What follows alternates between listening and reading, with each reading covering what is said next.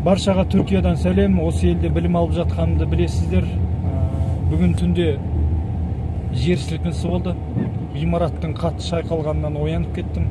Қауіпсіздікке жауап беретіндер бізді бірден далаға шығарды.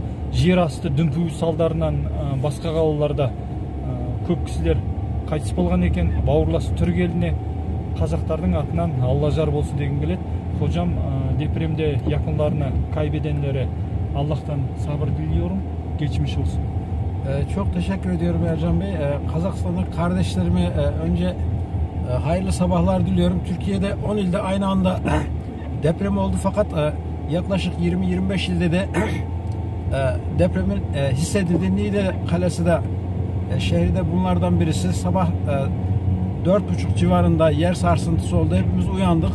Dışarıya çıktık. En az 2 saat dışarıda bekledik. Dışarı çok soğuktu. Türkiye'de yakın olan bütün Kazak kardeşlerim endişe etmesinler. Onlar bizim emanetimizdir. Devletimiz güçlüdür. Her şeyi yapıyor. Bütün insanlara yardım ediyor. Şu anda herkes yardımlaşma halinde. Hepinize kucak dolusu selamlar.